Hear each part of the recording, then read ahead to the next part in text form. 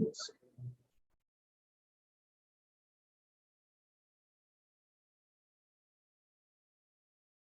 that's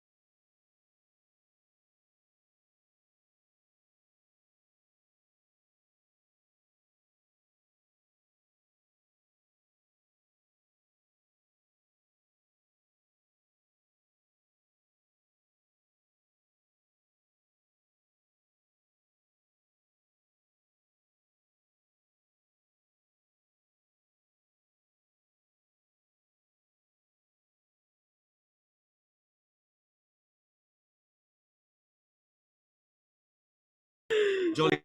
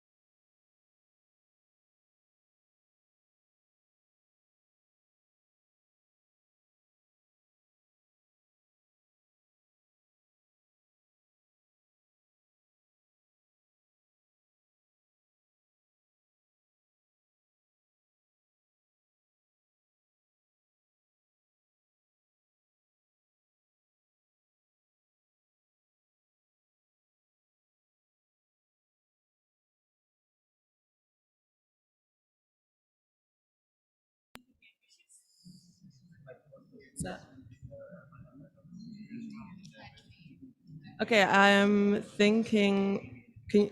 Is this working? Does that work? Oh, good. Great. Thank you. Okay, so I'm thinking of making a start. Good fella afternoon, everyone. It's great to have you here. Welcome to our event. It's called How International Law Can Serve as a Vehicle for Scaling Up Ambitious Climate Action. My name is Briege, and I'm a Scottish law student and COP coordinator for the World's Youth for Climate Justice. And I will be moderating this session. I would first like to start by doing a little bit of an interactive game with the audience. So could everyone in the audience and on the panel as well stand up? Sorry to make you stand up more. And if it is your first COP, can you please sit down?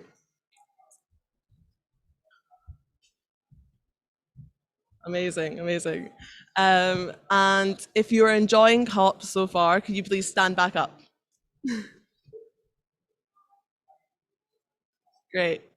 And if you're feeling very tired after these long 2 weeks, please have a sit down, take a break. And if you know what an International Court of Justice advisory opinion is, could you please stand up? Okay, I'll take a sit down now. That's great. Thank you so much. So an International Court of Justice advisory opinion is an authoritative, though not binding, legal advice provided by the International Court of Justice on a legal matter. And this process is close to home for the hosts of this event. The Pacific Students Fighting Climate Change are one of the hosts of this event. They were founded by law students from the University of South Pacific who have seen the first-hand effects of climate change on their countries. And they are campaigning for an advisory opinion on climate change and human rights, and specifically intergenerational equity.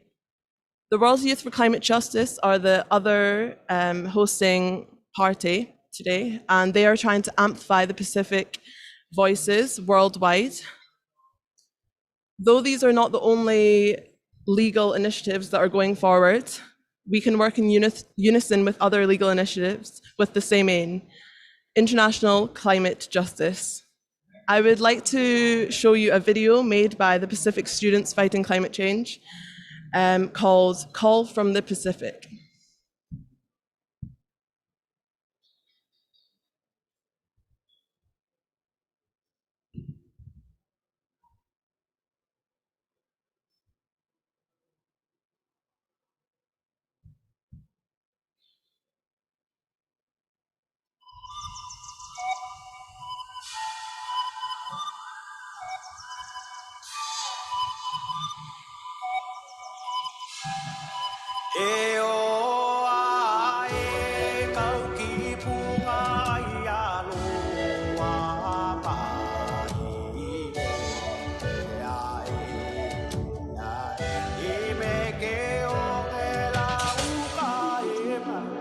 Where do we go from here?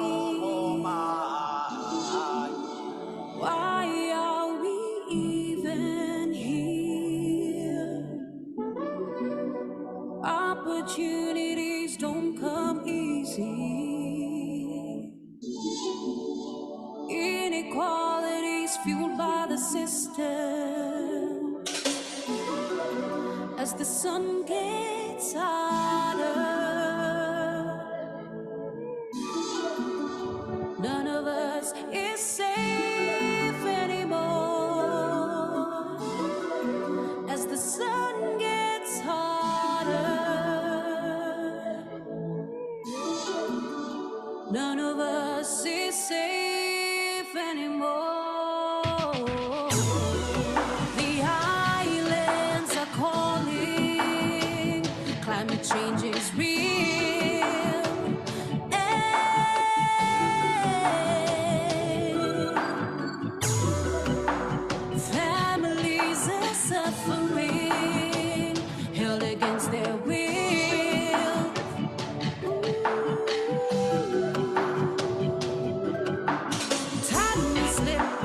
sex from my head. We silently weapon. It's never the same anymore.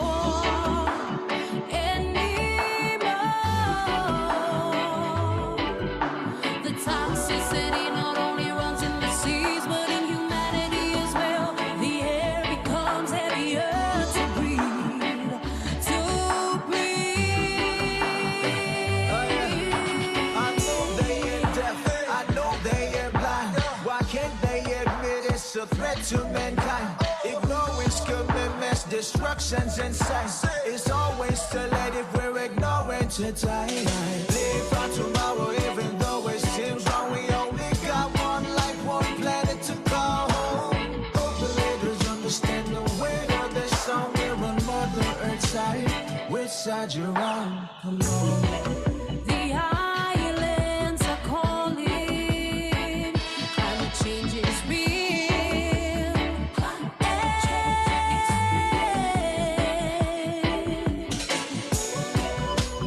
Families are suffering. Hurricanes, they're real.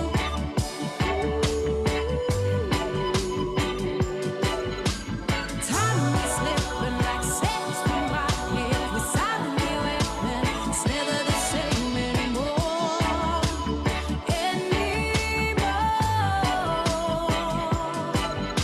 The toxicity not only runs in the seas, but in humanity as well. The air becomes heavier to breathe, to breathe. My generation, yeah, we speaking up, yes. As the sea level rising up, now my heritage now under threats like never before. If you may not stand up now, then who now best stand up for you, me? And we must act and take action now. We can't go run like a refugee. Represent the Pacific, that's my island home. Time to make the necessary moves, here we go. Politics aside, we don't want no more ecocide. Let's fight the climate crisis facing planet Earth. Calling out to the global community. Time for you to speak openly on climate change. The islands are calling. Climate change is real.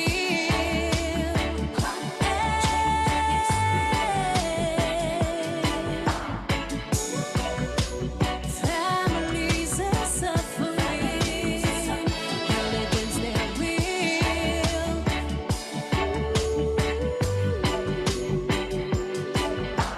Time is slipping like sex from my head. We silently weapon. It's never the same anymore.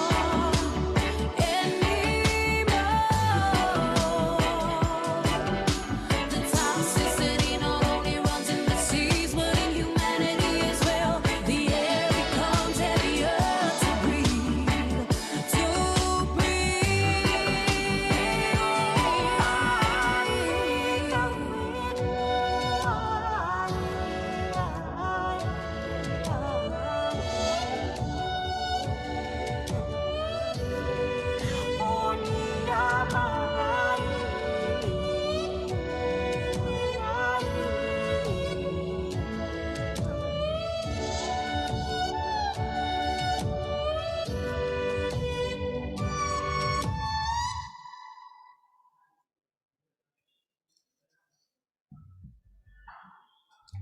I hope you enjoyed that little video made by our Pacific Island students.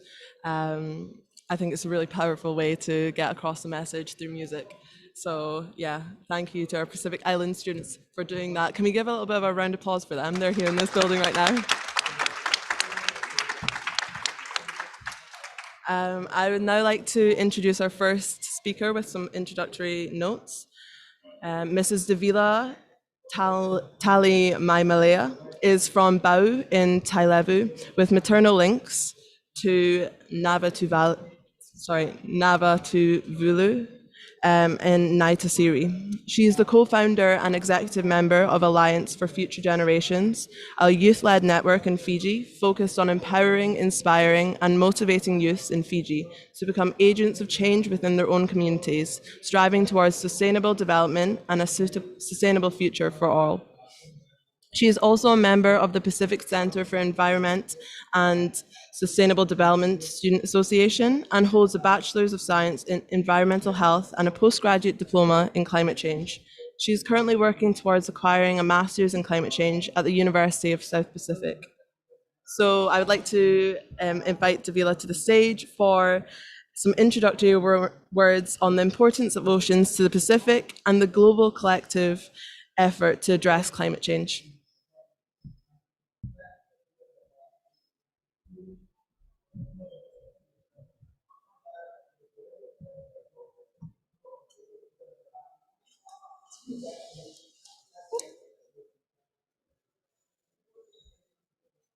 Hi, thank you. Sorry. Can you guys hear me? Okay, perfect. Oops.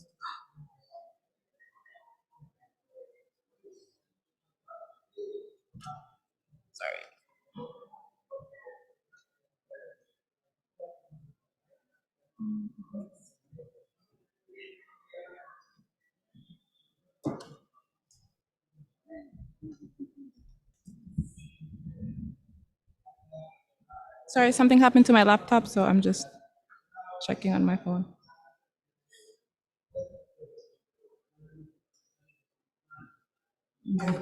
So thank you again for the introductions. And I'd just like to say that the video was very powerful. And as a Pacific youth, it is empowering to watch such a video and the powerful message that it states, the realities that we're facing here in the Pacific with the impacts of climate change, from sea level rise to more intense and more frequent tropical cyclones. So as it's stated, I'm here to discuss the importance of oceans to the Pacific and then to the collective effort in addressing climate change. But before I begin, I would like to start off by stating that as a Pacific Islander, being present here today and at this very important event and at such an international platform, I have a strong belief that we are all here for a purpose and we met each other for a reason. And in my own focus or in my own idea, it's the need to, as we've said, as I've heard before, stated before, the need to save the Pacific to save the world. As a youth and standing here amongst the distinguished panelists and our audience here today,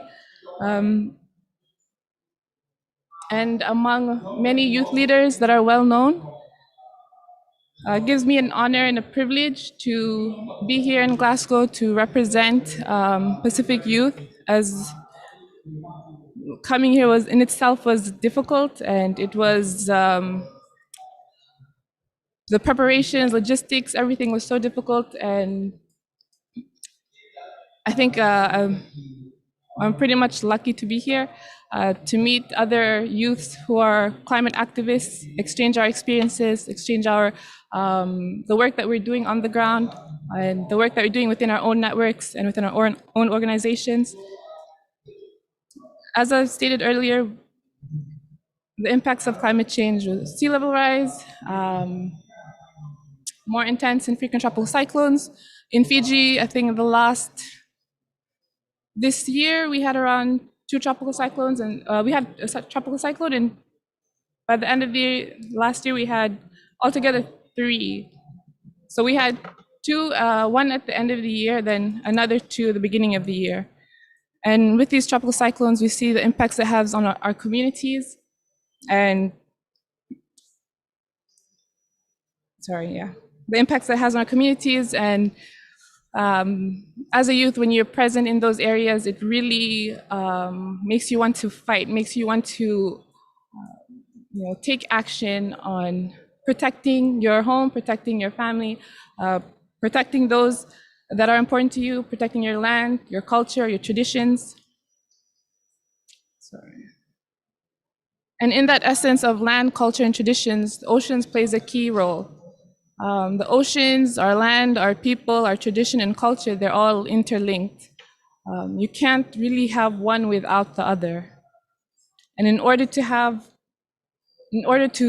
talk about climate action, you need to also talk about ocean action. How we how will we protect our oceans, ensure that our oceans are healthy, sustainable, not just for marine life, but for us as humans, for us islanders or communities that rely on the oceans to eat every day, to provide a source of income. As a part of the Sustainable Oceans Alliance, which is another organization that I represent, before COP, we had a pre-COP gathering. So it was a Youth for Pacific pre-COP gathering, where we had around 600 youths across the Pacific and even across the world. They gathered together,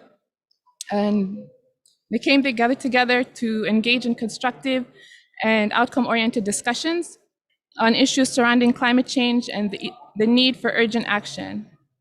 So the gathering built capacity of youths, and it provided practical engagement and experience to Cop26 agendas, and it provided them an idea of how negotiations take place.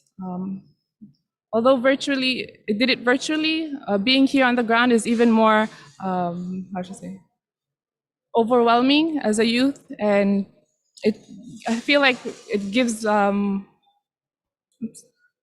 a greater idea of how these spaces take place. Within the outcomes document, there were several key outcomes that were stated.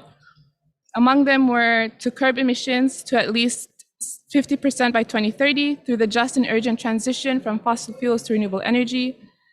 Another one was to ensure that youth are at every national and international decision-making space, particularly ensuring that nature-based solutions and traditional practices are preserved, documented, and shared through storytelling. And the one that really relates to oceans is ensuring that we weave science and traditional environmental knowledge towards designing ocean policies and initiatives across all levels, recognizing that environmental knowledge is important and it needs to be woven into designing ocean policies and ocean management initiatives across all levels. I believe through this discussion with our panelists, it provides a great platform for us as youths to learn more on ocean policies and on work that is done in the international platform or international space. Honestly, policy for me as a youth, it's something that I did not want to go through. But recently, I had the opportunity to attend Obama's speech earlier this week, and he was telling us that as youths, we have the greatest at stake, and although we don't want to be in politics or we don't want to engage in it, that's the most important way for us to make a change and make a difference, not just internationally, but on a local level for us here in the Pacific.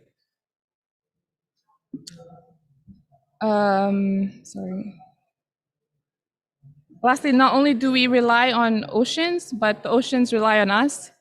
It's, as I stated, these conversations, these spaces, discussing the climate and ocean nexus, and discussing the ocean and climate nexus, and discussing how we can improve ocean health and how we can move towards ocean sustainability.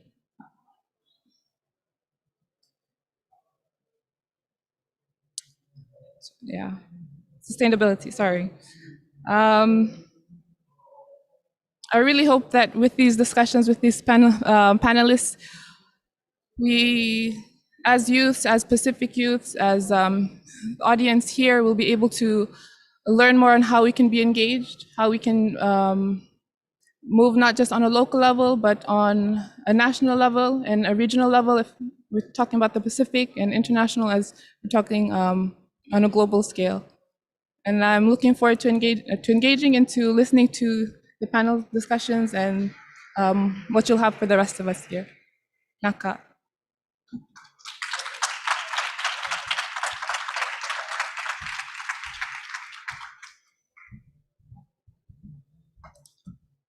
Thank you so much, Davila. That is inspiring, especially for me as a youth as well, to hear your experience from the front line. It's just so important, and for that to be echoed throughout the rest of the world. I would next like to invite Mr. Jimmy Nauki to speak. He is the Solomon Islands Deputy Secretary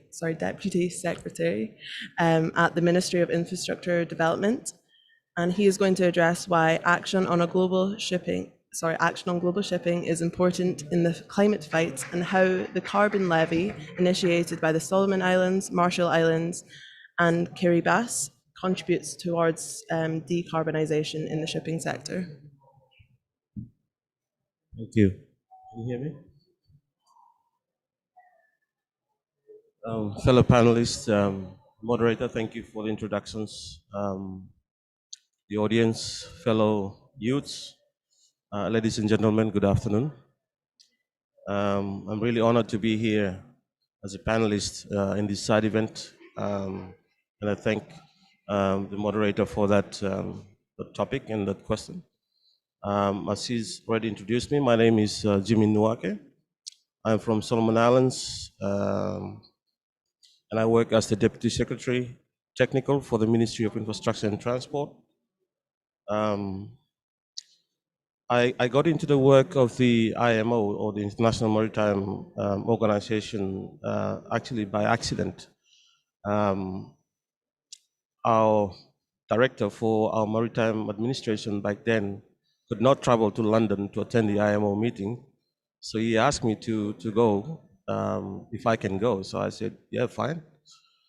So I ended up at the MEPC meeting back in 2017, and I was part of the negotiations for the IMO's initial strategy for the greenhouse gas emissions reduction for ships. And I've been working on that front, on that space ever since then. And I have not regretted not taking on that challenge back then. So anyway, coming back to the question that was posed, total shipping industry emissions grew by at least 10% from 2012 to 2018, and that's accounting for almost 3% of total global anthropogenic emissions. That's according to the fourth IMO greenhouse gas study. And if shipping were to be a country, it would be roughly the size of Germany. And that's how much the shipping is contributing to the greenhouse gas emissions. These emissions are projected to increase significantly if mitigation measures are not put in place swiftly, as indicated in the IPCC report. So as global GHG emissions continue to increase, we recognize that the international shipping sector must bear a proportionate responsibility for its share of GHG emissions.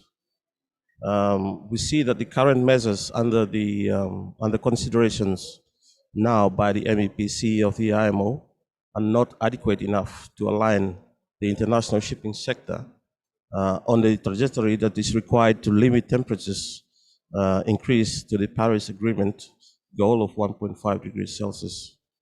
So it is with this in mind that Marshall Islands and Solomon Islands have proposed $100 per ton of CO2 equivalent levy on all international ships through our submission to the IMO's MEPC, and they will meet in 2 weeks' time in London, and virtually as well. So I will be participating on that.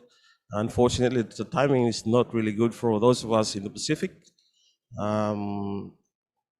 So that's one of the biggest challenges for us, being able to participate in some of the important meetings internationally, even now with the COVID situations that we can't travel that much. We've had to do it at 3 o'clock in the morning, 2 o'clock in the morning. So it's quite a challenge for us. So our two countries felt that the $100 levy being proposed is still too low. So our proposal is also asking the MEPC to consider increasing it over time. And we, from the calculations, the levy, the $100 levy would generate at least around 90 billion annually. That's based on the 2018 fuel consumption levels.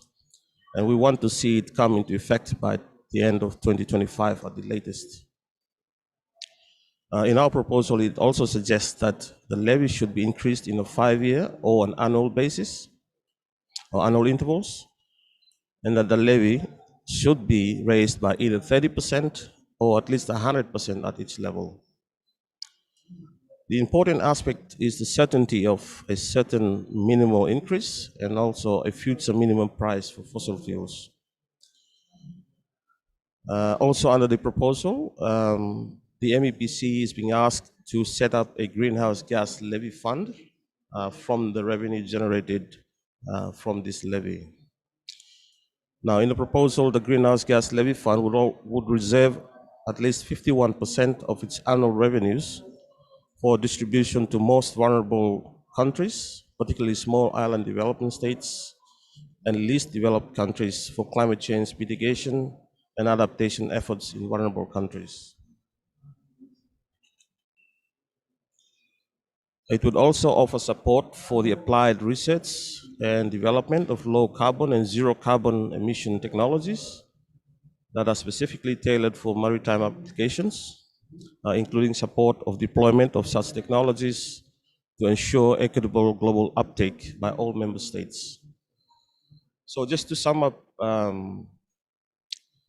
firstly, shipping can generate demand for zero carbon fuels, and this can be used in other sectors also. Secondly, shipping is emitting like a large industrial state, and therefore it cannot be exempted. And shipping is regulated globally by the IMO, and this can be an inspiration to others, meaning that the COP pledges must be followed by national actions.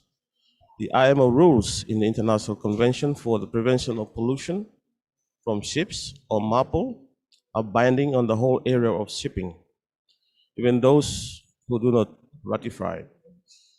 So when countries need to follow IMO ambition, it will be easier for them to follow the same ambition for other sectors as well. Thank you.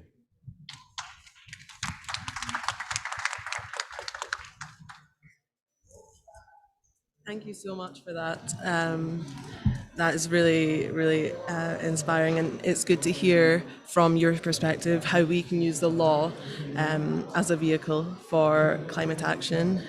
What's really seems crazy to me is the fact that the shipping emissions could be a whole country. That could be the country of Germany. It's crazy, and some of the options you have discussed would be really positive to try and help that.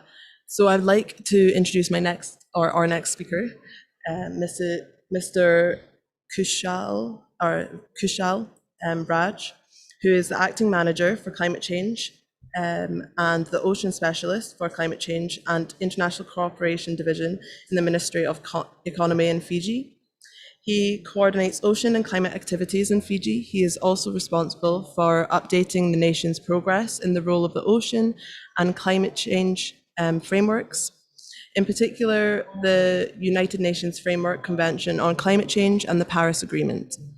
Prior to joining the civil service, Kushal worked as a lecturer in science and as a policy analyst in higher education research, and holds a Master of Science from the University of South Pacific. He is going to discuss the work that the Fijian government is leading on ocean governance and why ocean leadership is important in the climate fight.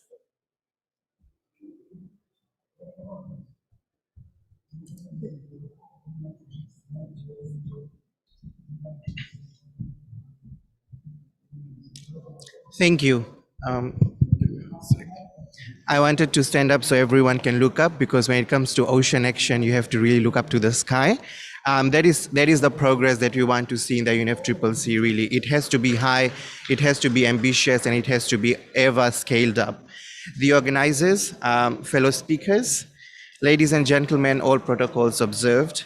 Bula Vinaka, and a very good afternoon to you all. Indeed, it is very good to see the diversity today. It has been a while since we saw that, after the last COP, and we all appreciate the work of the presidency in having the COP organized. There's only one ocean, and it is essential to all life on Earth. Covering over 70% of the Earth's surface, the ocean is home to a vast array of marine creatures and ecosystems. It also underpins the global climate system on which all life depends, absorbing and redistributing carbon, excess heat, and nutrients. The ocean provides direct and indirect benefits to humans through biodiversity and ecosystem support, provision of food and security, and by contributing to well-being, health, culture, energy, tourism, transport, and trade. We had a bit on the transport and tourism side of that through our colleague from the Solomon Islands. And protecting the ocean is essential for a healthy planet. Today, 60% of the oceans are outside the borders of national jurisdiction. This implies a shared international responsibility under the overarching UN Convention on the Law of the Sea.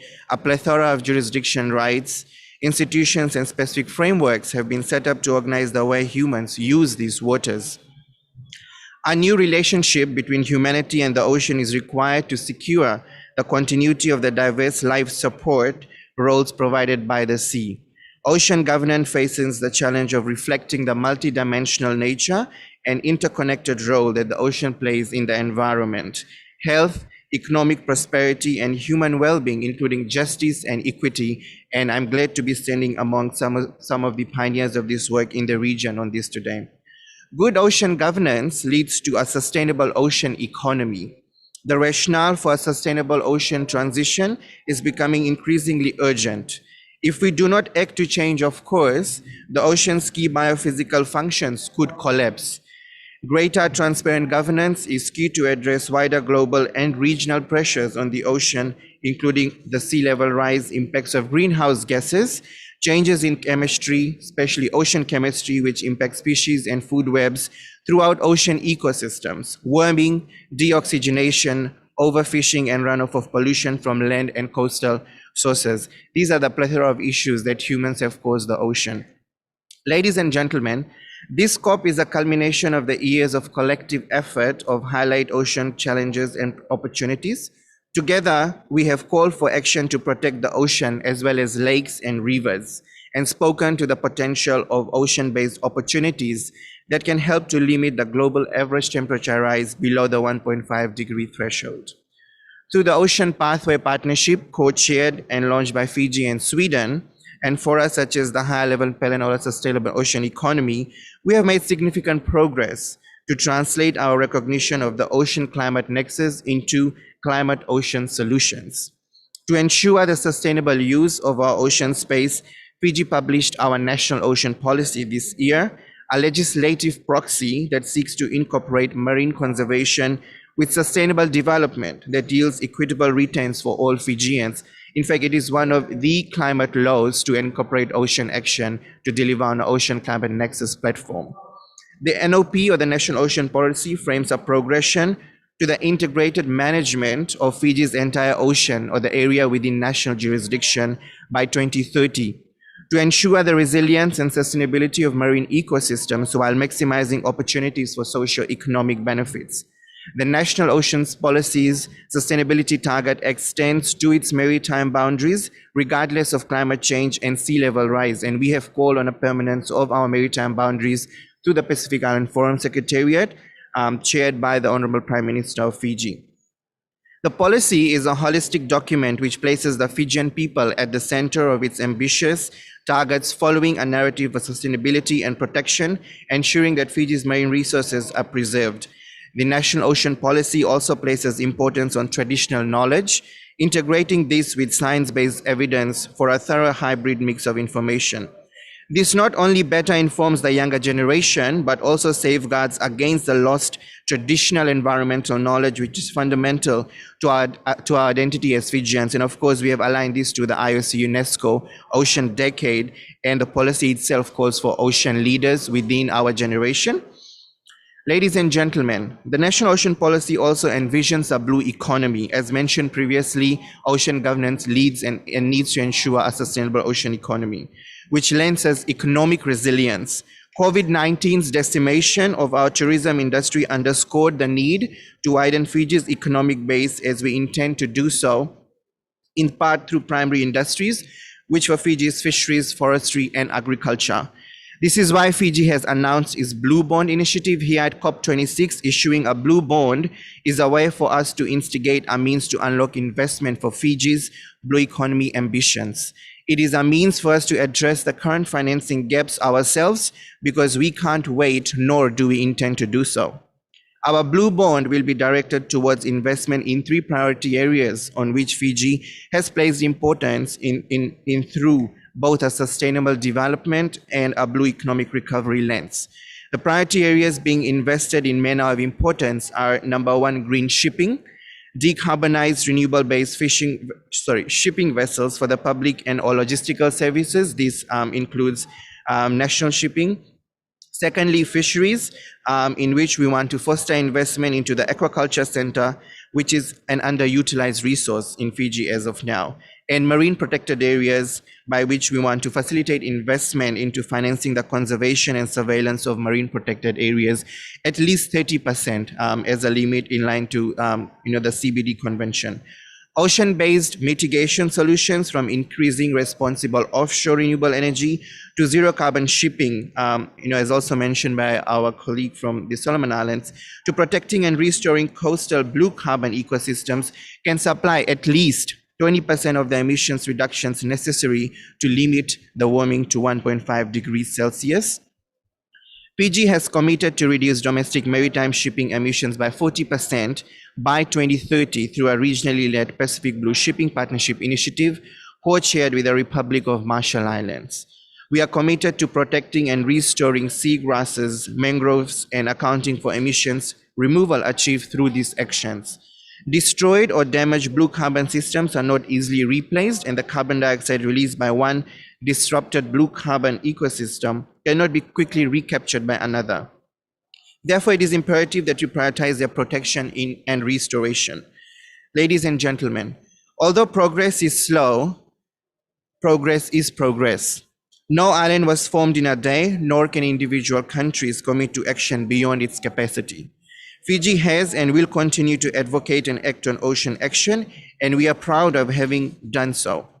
Quoting the Honorable Minister of Economy and the high-level political Pacific Ocean champion, the Honorable Attorney General Aya Said Kayum, who says, "For too long, the ocean has been out of sight, out of mind, and largely absent from global policy conversations on climate change. We call on parties to take a blue lens to the financial, political, technological, and legal transitions that the climate crisis today requires. And to ensure that the ocean-based solutions can come to life, we must also advance ocean finance to meet our aspirations both within the UNFCCC and beyond. Just as the ocean is essential to a functioning climate and lasting climate action, so it must be to the workings of the UNFCCC." And thank you, Davila, for mentioning that in your opening remarks. Creating broad understanding of ocean issues and how they're currently addressed in the UNFCCC processes will allow parties to identify gaps and opportunities to strengthen ocean climate action at home and throughout the UNFCCC. This includes processes involving non-state actors as well, and you will see a dedicated outcome in the covered decision of 1CP26 as a draft that Fiji and the Friends of the Ocean have continued to push. It is also important to gain an understanding of how ocean climate issues are addressed in other fora and going forward for parties to promote climate ambition and climate action in a complementary way across regimes such as the IMO and the Convention on Biological Diversity. And it is as such that Fiji has aligned its national ocean policy to the UK call on 30 by 30 global commitment. I would like to end with a quote from the Honorable Prime Minister of Fiji, who says, "The climate emergency is an ocean emergency. Widespread recognition of the ocean climate nexus, I believe, is the most powerful aim of our ocean action agenda." Thank you, and Vinaka Vakalevu.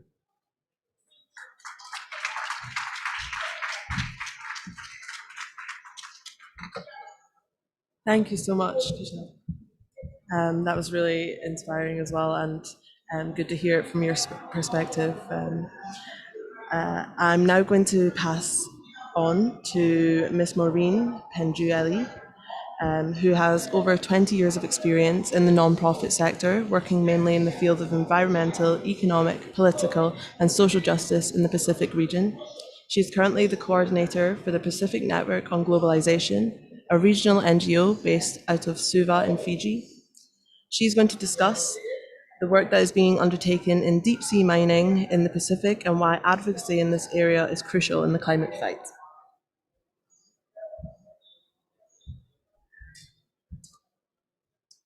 Misambula Vinaka, Raya Emori. You can see that Fijians are dominating this particular panel, right? There's really, really good reasons why we are at the front line on oceans. But I don't want to talk about my organization more specifically, but about a collective that I belong to, which is called the Pacific Blue Line. Lines are very, very important. And it draws its inspiration from the English saying to draw a line in the sand between those who seek to exploit minerals on the ocean floor and those who seek to protect the ocean as this living entity that's providing the kinds of services that's necessary to keep this planet alive, as Kushal has totally described, which I don't want to go into. So it is a line that we've drawn that comes from 10 years of experience. The Pacific Ocean, and more specifically, the independent countries of the Pacific had issued, we were one of the pioneering regions in the world to kickstart deep sea mining within our jurisdictions. So we've got these experiences that we would like to share and its importance. Deep sea mining is a new type of mining. It's defined as the type of mining that takes place 200 meters to 5,600 meters below the surface of the water, right? So it's new, never tried or tested anywhere else in the world, perhaps with the exception recently of Japan and India. So the technology is new, right? So that's one of the key things. The minerals that are of great interest at the moment include cobalt, magnesium, copper, lithium, rare earth minerals that are scattered right across the Pacific within our jurisdictions, but also in an area under the common heritage of mankind called the Clariton-Clipperton Zone, which is kind of bordering between Hawaii, quite close to Kiribati, other two jurisdictions, and also South America, places like Chile. In the lead up to Cop26, there's been a real aggressive push by highly speculative mining companies such as the Metal Company, formerly known as Deep Green. In fact, one of our biggest experiences from the Pacific is this imperatives, global imperatives around narratives. The metal companies present that these minerals on the seafloor at these depths are necessary for the carbon neutral transition. So what do we want these minerals for? What do they say that it's necessary for? So it's necessary for windmills. It's necessary for solar panels, for batteries, particularly for green cars, these renewable energy batteries that you're looking for. It's also very necessary for consumer products like mobile phones, laptops, etc. But their proposition is that these minerals need to come from the deep ocean. It's been very aggressive. It's the answer to part of the climate crisis is to dig up these minerals at these depths. In the common area of the common heritage of mankind, about 1.5 million square kilometers of ocean floor is under the jurisdiction of the International Seabed Authority, the UN body that is set up to look at how to exploit, but also more significantly, how to protect the deep ocean. There are currently 31 contracts in this area, of which Pacific Island nations such as Nauru, Kiribati, Tonga, and the Cook Islands are now pursuing joint or co-sponsorship in this area. The global community has been working very hard for the last 7 years to develop robust rules to regulate this new type of mining to take place. But in June this year, something happened. The government of Nauru triggered what we call a 2-year rule, which simply means that really pushing the international community to complete mining regulations, environmental standards within 2 years' time frame. That was in June. So now the clock is ticking. In the event that the global community does not complete rules and regulations in 2 years' time, we will see the first sets of commercial mining and exploitation take place. So we are now in a ticking time box right now. When we are looking at the law and development of laws and rules, one of the key things is we're looking at science. What does the science say about impacts?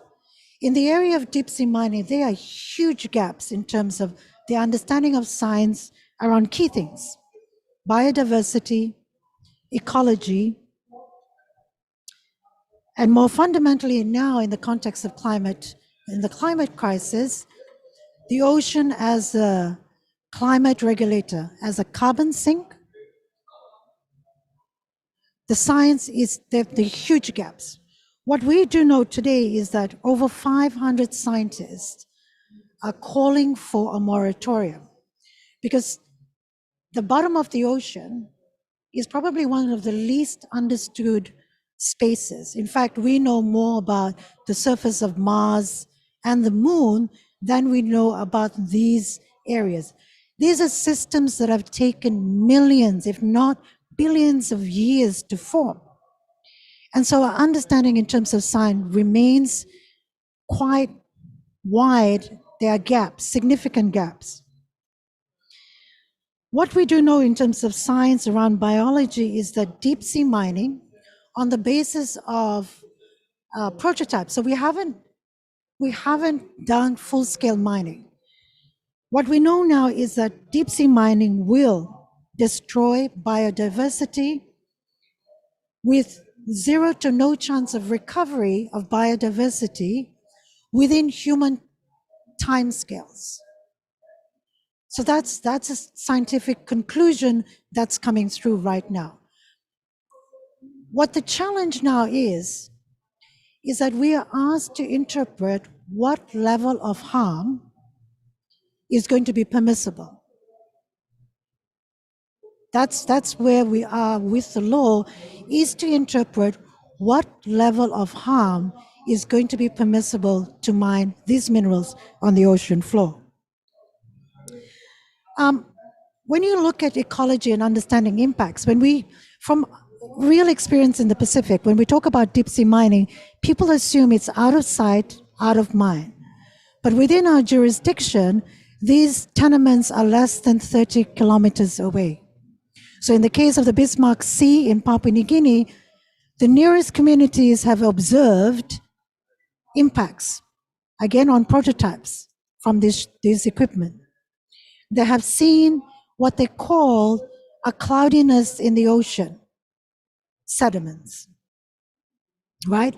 They're seeing deep sea creatures wash up onto shore. They're seeing fish. In the case of Tonga, fishermen are saying that the sound, the noise, and the light is driving away a lot of the fish stocks. So they're having to go out further and further to catch fish. But more significantly, and touching on Davila's point about this cultural connection, people in Papua New Guinea are saying that they can't practice cultural important activities such as shark calling. Now, shark calling is quite an important initiating festival that men and boys in Papua New Guinea undertake. So they go out in their canoes, dugout canoes, and they call the sharks. And this is part of ritual rites, but they've seen that in its initial exploration phases, deep sea mining is affecting their cultural practices and these rites. So that's within jurisdiction. But there's good news. So this is not all doom and gloom, but I think we need to locate the crisis around how do we account for carbon? So whether it's shipping, fishing, deep sea mining, we need to look at the oceans from a position of accumulating impacts to understand the ocean health from cumulative impacts. If we continue to look at each of these activities in silos, then our understanding won't be to appreciate the cumulative impact of human endeavors and activities right now. So it's from pollution, plastic pollution, and then overlay that with climate impacts, warming seas, ocean acidification. These are quite critical. I want to just touch a little bit on carbon sinks. The science right now is that on something quite close to deep sea mining, on bottom trawling, there is now scientific conclusion that on bottom trawling, activities will disturb the carbon sinks. That's on the bottom of the ocean. So it will disturb that. The other impact that we need to think about is the impact in the water columns. So industry players keep saying this is a triple win situation. We will be economically make a lot of money, it will solve the climate crisis, and developing countries will benefit, right? So there's a triple win factor here. But we're seeing that, again, in science, and this is preliminary scientific information, is that for those that don't know what deep sea mining is, it's really putting down these equipment onto the seafloor, and it's almost like open strip mining, which then takes up the material that you gather, filters it up a pipeline to the mothership where it's cleaned and processed, and then the waste is then dumped back into the water column. So it can be 5,000, 6,000 meters deep. It depends on where you dump the sediments on its way back. Some companies will say they would prefer to dump it on the seafloor, others in mid-water range. What we know from science is that these plumes will stay in the water columns for extended periods of time, and that they will travel extensively and will start to affect critical things like fishing. So if your economies are depending on deep sea fishing, deep sea mining will implicate those kinds of economies. But that's impact. Good news. The good news is there's overwhelming mobilizing from various sectors. So 500 scientists have called for moratorium. The European Parliament has called for moratorium. The African group of countries have called for moratorium. The Prime Minister of Fiji has gone further to call for a ban on deep sea mining within our EEZs. Governments like Vanuatu and Papua New Guinea have already advocated for the need to halt, bring a stop, so that we can appreciate the impact, the proposition of impacts better. So there is huge mobilizing around this, right? So I just want to end by one more thing, by why we've drawn the hard line and calling for a ban. And I want to come back to these two real significant things. Pacific Island peoples historically have been at the forefront of global imperatives and global narratives.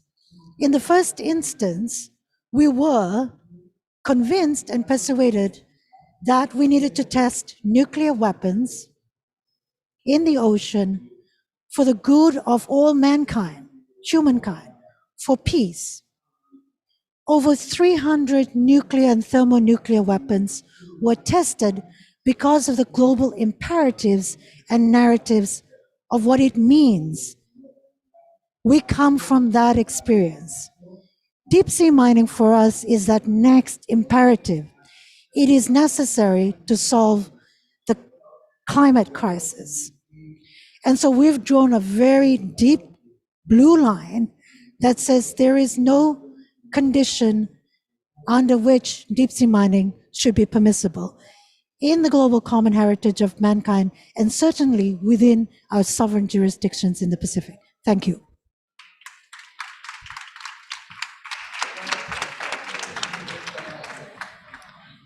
Thank you, Maureen. Super inspiring to hear from you. I'm now going to pass the mic over to Ms. Aditi Shetty. Aditi is a lawyer from Mumbai.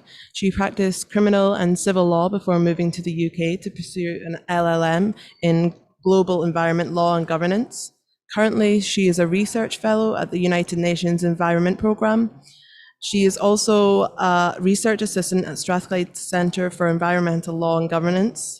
Her collaboration with the World Youth for Climate Justice began as a contributing author and co-editor of the legal report published in July 2021, and she has actively contributed to the campaign since. She's going to discuss the youth demand for an advisory opinion from the International Court of Justice and why the inclusion of human rights and intergenerational equity is vital in responding to climate change.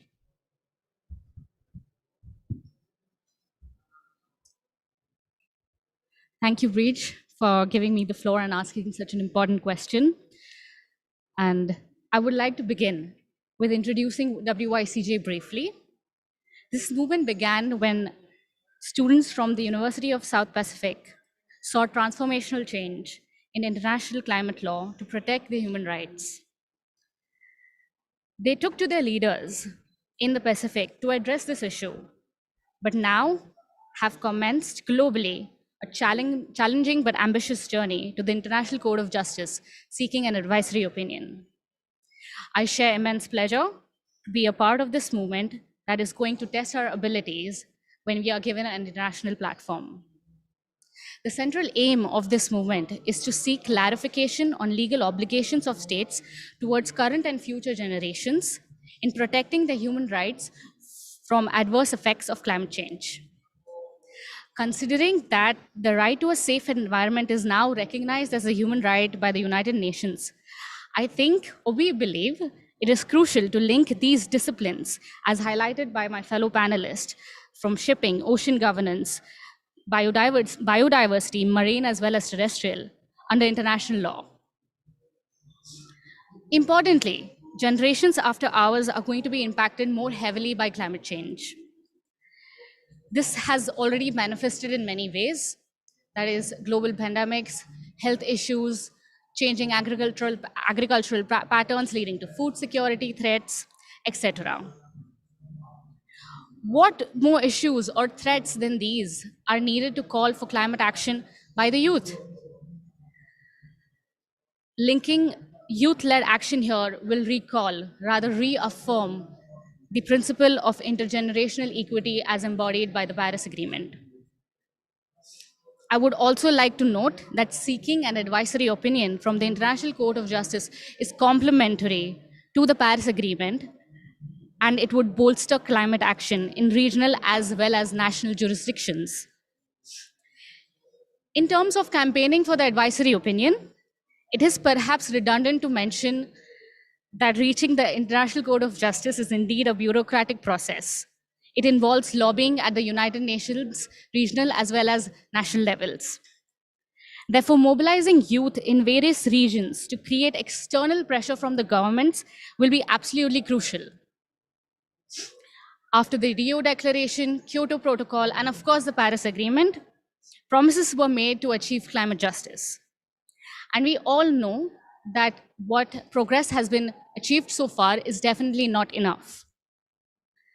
To push parties at the United Nations General Assembly, all countries, especially countries from the global south and developing countries that are most affected by climate change, but contribute significantly less, need to vote affirmatively. For this, young people from all regions around the world, not just the global south, need to be unified to build a strong campaign that their governments, so that their governments can take notice and hear their demands. It is hard enough for states to come to a consensus on a legal question to ask the International Court of Justice. But the nature of this youth movement would help create, or we believe, will create psychopolitical pressure on states, especially the ones which might have the tendency to raise concerns during the tabling of the question at the United Nations General Assembly. Secondly, how can youth collaborate even more? Just like WYCJ has already started collaborating, we have published a comprehensive legal report which explains the process and need of an advisory opinion. Efforts like these, involving comprehensive legal research from experts, with the help of experts from students all over the world, would help create an informational database that legitimizes the need of the advisory opinion.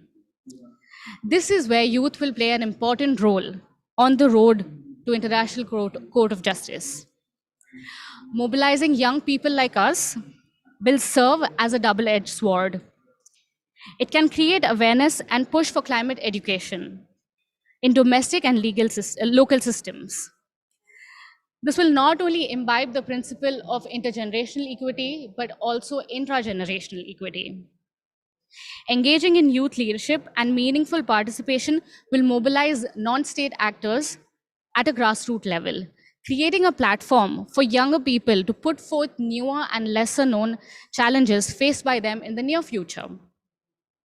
As ambitious as it might sound, mobilizing youth could perhaps help materialize Article 12 of the Paris Agreement, which stresses the need for climate education and awareness. With this, we hope that the governments realize the need to enhance existing and new activities related to environmental education, public participation, training, and access to information related to climate adaptation and mitigation. This is our chance to take action, because seeking climate justice is our fundamental human right. We cannot afford hopelessness. Indeed, we need to push governments to muster this passion into progressive votes. And lastly, I would again like to quote and to conclude former President of the United States, Mr. Obama, as my colleague from the Pacific has, in his speech in the plenary. Perhaps his speech was inspirational for a lot of young people like me, is that the most energy represented in this movement is from young people.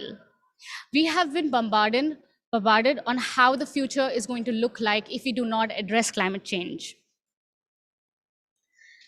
We are definitely not happy about the politics, but we understand we cannot ignore it. This is our source of real anxiety and fear. WYCJ is not sulking about this, rather getting busy to do what needs to be done in our power. This is us trying to channel our anxiety and fear into something constructive. Because for us, there is no planet B, and climate change does not have a vaccine. Thank you so much.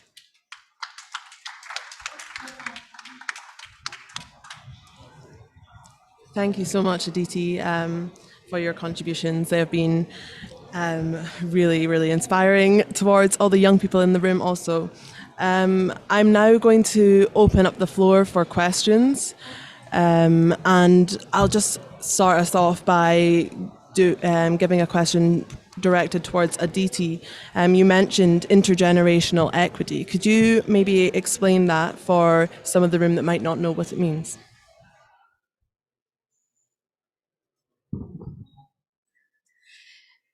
Intergenerational equity is basically sustainable rights that we need for this generation and the coming generation. And we need to understand that the resources that are being used need to be used sustainably for the future generations because natural resources are limited. So this is what basically, essentially in a very simplified way, intergenerational equity means. I hope that answers your question. Yeah, thank you so much. I would now like to go to the floor. If you have any questions, if you could just put your hand up, that would be great. If you want to direct it to any of the panelists or just a general question.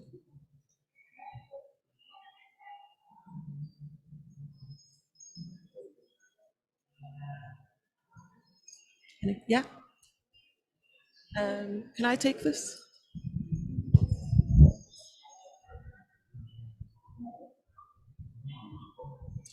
Thank you very much, panelists, for this wonderful and very informative presentation today. I will say, before I start, I'll introduce myself. My name is Lorenzo Raplili. I'm from Vanuatu. I am the only person who make it from Vanuatu to Glasgow to attend this COP26. Unfortunately, my government couldn't make it. I'm a youth advocate for ICJO as well. And I'm very passionate about this campaign movement. And I will just say,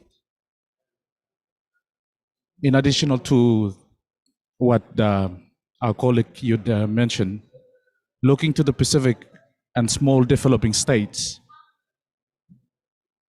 the humanity of the islanders is at the tipping point for survival. And the worst impact of climate change, especially with the worst impact of climate change. And that's why we are standing for the ICJO or seeking an advisory opinion. And we believe that's the only measure. And we had COP26. I hope it's not coming here to blah, blah, blah, blah, blah. But I believe at the end of this COP26, something will work out, definitely positive for us. But if it's not, we will still move on with the ICJO one. And we believe an advisory opinion will provide a clear marker of state duties, which will clarify and accelerate the state setting out the process continues of legal obligations of state concerning climate change. And such opinion would be a powerful way to operationalize the consensus expressed in the Paris Agreement on the agency of climate action. That's all. Thank you.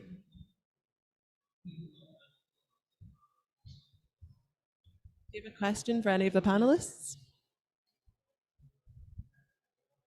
I don't have any question, but I will say for all of us, especially youth, support ICJO campaign. Thank you.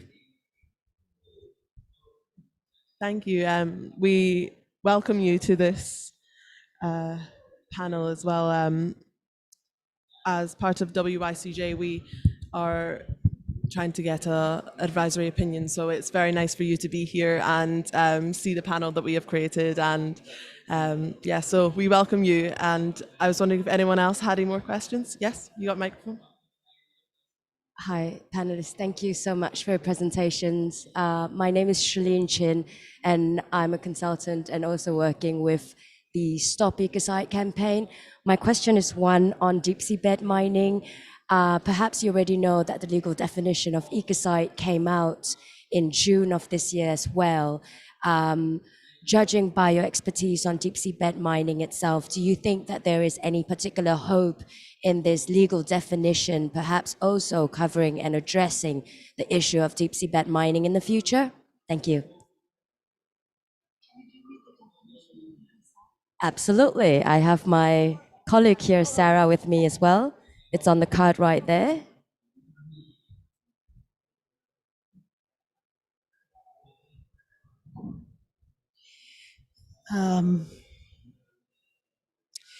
I mean, this is going to be challenged to all the lawyers who are in the room, right?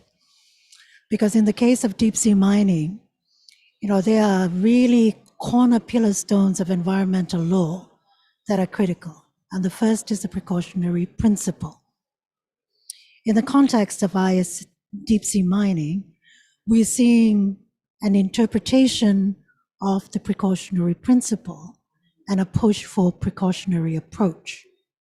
So the precautionary approach allows you to try things, and you can learn by doing, right? So then you see, I also introduced the other really important norm, which is the do no harm. Again, I'm not a lawyer at all. But we've now watered it down to talk about what level of harm is going to be acceptable. These are all interpretive of legal norms. So if you're a lawyer here, it'd be good to hear from you. So we've come up with another new definition, legal definition, adopted. I think for me, when I look at this, of course, deep sea mining would sit because it's a wanton act in itself. Because right now, even the metals company accepts that they will destroy biodiversity. That's not the debate. The debate, as I said, is about what level of harm will be acceptable to the global community.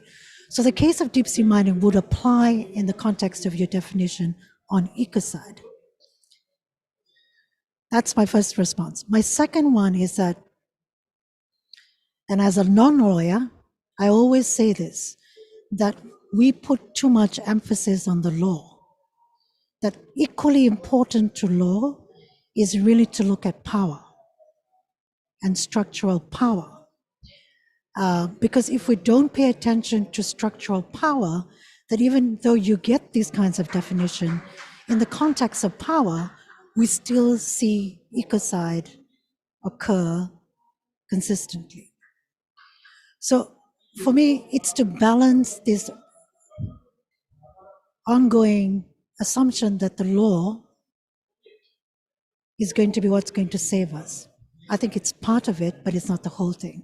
We really have to talk about power, structural power, and how they play out in the context of law.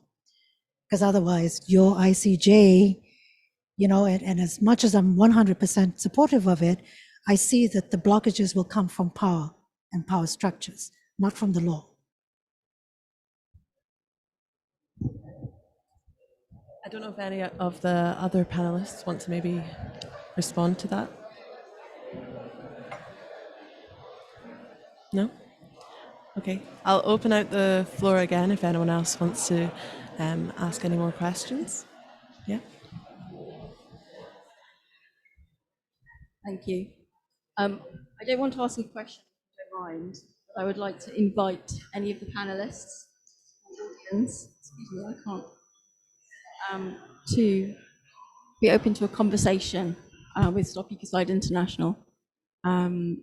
Your conversation has been an honor to listen to, and Maureen, your words were amazing. So please do approach if you wish to speak to us more about this. Thank you.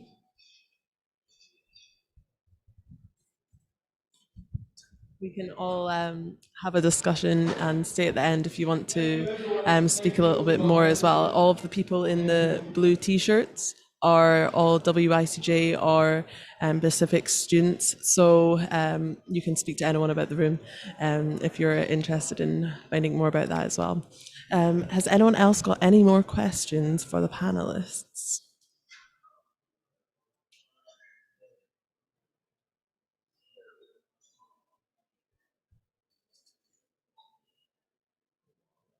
No?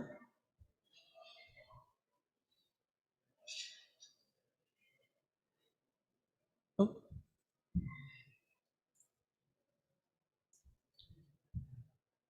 It's getting back to the comment about power and also the note by the Vanuatu, Vanuatu's, or the government from Vanuatu is not here. And then also from Solomon Islands that the participation in virtual negotiations is difficult. So I was wondering how important it is to have this presence of both civil society but also negotiators in the room, both in this forum, in the IMO, and the Deep Sea, the Seabed Authority, and other forums.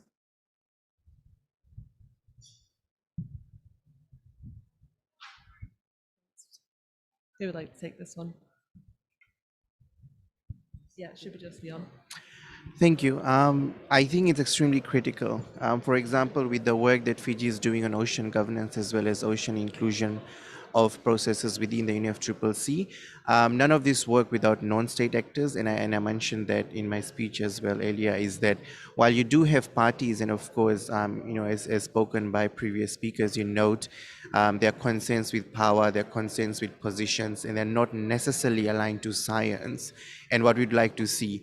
And this is where support from non-government organization, non-state entities, the CSO sector, as well as youth organizations are critical. We've worked with youth, we've worked with NGOs working with marine spaces, and they have sort of helped us leverage the language, help us, broker discussions with parties that they work with, because of course these are people working in the field on the ground, all across, so which means they have a better influence to be able to connect to officials as well as those in power to be able to explain them what the whole fight is outside of the context of power, and to really relate it to what literature has to say. So it's not only critical and important, it's necessary and mandatory. And so for the UNFCCC processes with regards to the Friends of the Ocean, it's made up of both parties and non-parties, which are given equal treatment. And if anything, we rely on NGO networks for not only discussions within the UNFCCC, but to also take it outside with regards to advocacy, awareness, capacity building, as well as ensuring that there is legislative proxy to all of these issues that we discuss.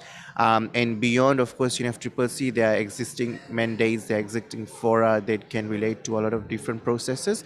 So it's important to do or look at things holistically from a framework or integrated framework perspective, and to ensure that there is discussions with what's happening outside, so that there is essentially a stock take of all the processes. Otherwise, as we know, climate change is based on future projections, and modeling data. And if you're not account for everything, and the whole issue of accounting, within the Paris Agreement is to ensure that all of these cycles, all of these processes are linked appropriately. So I think they are all, part of the same puzzle that needs to be accounted for equally. Thank you. I think COP26 is really the globe's very first multilateral engagement in this kind of hybrid mode. So I think there's quite a lot of lessons that should be learned. I think developing countries, particularly from the global south, have really been articulating that the virtual mode is it's not possible. The fact that the time zones are ridiculous for things that really matter, for government delegations not to be here on the back of COVID, access to vaccines, really disproportionately burdens delegations such as Vanuatu. But I think equally important is that now that we've had COP26, when you look at other multilateral fora, the WTO is going to meet in December. The International Seabed Authority is going to meet in these hybrid modalities. But we are seeing significantly the way state parties and the secretariats are increasingly constraining engagements, not only for state parties, but also civil society. In the case of WTO, they're still defining what this meeting will look like. And again, when you have critical agendas in front of negotiators, the fact that you can only have two negotiators in the room at a time to discuss really critical matters, whether it's agriculture or fisheries subsidies. Again, the disproportionate burden that the global south consistently has to carry in the context of these kinds of hybrid meetings. And the ISA is going to meet, but the rules of engagement where even civil society can participate, those spaces are being constrained because it works. And in whose interest are these kinds of hybrid modalities working for? So I think, there has to be, our negotiators right now are extremely stretched. Capitals still are not able. I think from the Pacific, we've only had 7 delegations from capitals. The rest made up from New York, Brussels, London embassies. Heads of states, we've only had 3, and I stand to be corrected. So again, significant proportion of people whose issues and interests really matter aren't here or cannot participate as actively and as productively as possible. So I think there's lessons to be learned from Cop26 and how it applies across the entire UN bodies, including the WTO, which is not a UN body, but I think it really offers significant lessons. But really the shouldering of the disproportionate burdens remains with the global South. If I may add, is that okay? Yeah, go ahead. So I would like to add to Mr. Raj's point about, and I would also like to say that it has been clear in this panel with information that international law generally, especially international environment law, is very fragmented. It needs there needs to be interlinkage between these disciplines. It embodies not just human rights, but other aspects of international law, including trade, which comes down to fisheries, shipping, etc. So what we hope with the ICJAO is that it will try to, at least, or what we believe, or what we expect, or what we, what we believe is that even though it's not a binding decision, it's not a decision, it's an opinion. So even though it's not binding in law, it will clarify the obligations of states that are clearly explicitly mentioned in various environmental agreements. So that is what we hope, and that is what, like, the linkage and the defragmentation, or rather its segue to defragmenting it is what we hope from this advisory opinion, and that's why we are pushing for it, and that's why I think it's necessary to address all these issues together. So that's about it. Thank you. I don't know if Jimmy wants to add anything more to that. Thank you. I think it's very hard to add more after listening to my other colleagues, but I think one of the biggest challenges for small administration to attend meetings at the IMO, for example, is more on the financial side as well, not just being able to travel, but also the money for people to travel, and also the capacity. I mean, we have people who are doing several jobs, like myself. I look after 4 technical divisions within my ministry, whilst having the IMO work on top of that as well. So I think capacity has always been a challenge as well for us. Thank you. I just would like to draw this discussion to a close now, but I would lastly like to have a big clap for our panelists.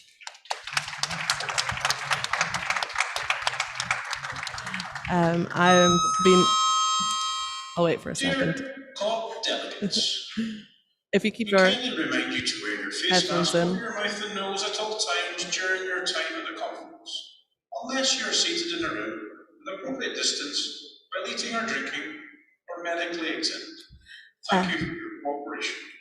I am so honoured to facilitate this discussion. It's been really, really inspiring. I would just like to draw on a few things. Throughout this panel, it's been exhibited the power of the law, but it has also been or felt that those who are powerful are in control of decision making. So Davila made a really good point at the start of this meeting, which is bringing groups of young people, young Pacific people together, and we need to bring these powerful voices to the international stage alongside others. So often the most affected from climate change are the least heard. Maureen mentioned that there's a reason why there are majority of Fijians on this panel right now. They are the most affected and they should be the most heard on the global stage. Jimmy mentioned how they have to attend meetings at 3 o'clock in the morning, and yet you would think the most affected are supposed to be at the forefront of this discussion. They should be they should have meetings at normal times. They should be valued in discussion. Aditi mentioned how the youth as well are undervalued when it comes to global discussions, and yet they are going to be the most heard when it comes to intergenerational equity. And lastly, Kushal made a really powerful metaphor at the start of start of his speech, saying the oceans should be at the highest priority, and then came up and stood up at this microphone. So I'd kind of like to do a similar thing using this metaphor. If everyone could just stand up together and maybe even put your hands above your head or something all together. So oceans are our highest priority. I can see really tall people at the back there. Oceans are our highest priority. We should be all here. We're seeing this together. We're seeing our all sweat patches underneath our arms, but oceans are our highest priority. And I really hope that we can bring forward this message and use the law and get the least heard but most affected voices on the global stage. So thank you so much, and I'll bring this session to a close.